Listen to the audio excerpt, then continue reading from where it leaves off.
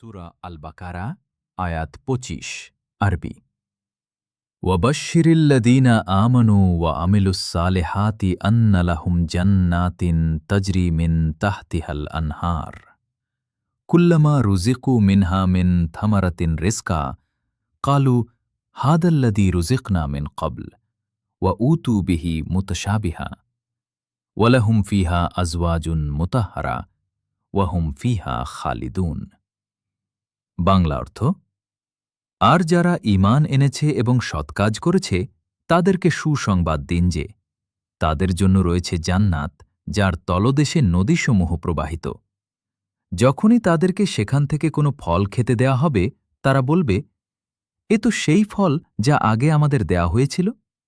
অথচ তাদেরকে সাদৃশ্যপূর্ণ ফল দেয়া হবে।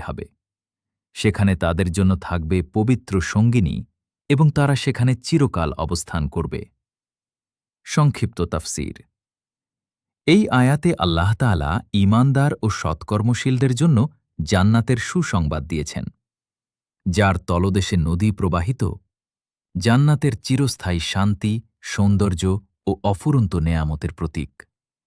সাদৃশ্যপূর্ণ ফল দেখতে একই রকম হলেও প্রতিবারই স্বাদ ও আনন্দ হবে নতুন ও আরও উত্তম।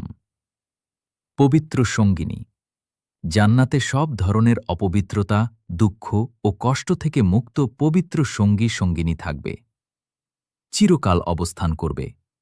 জান্নাতের জীবন কখনো শেষ হবে না। সেখানে মৃত্যু, বার্ধক্য বা বিচ্ছেদ নেই। শিক্ষা শুধু ঈমানই নয়, ঈমানের সঙ্গে সৎকাজ করাও জান্নাত লাভের শর্তর্ত।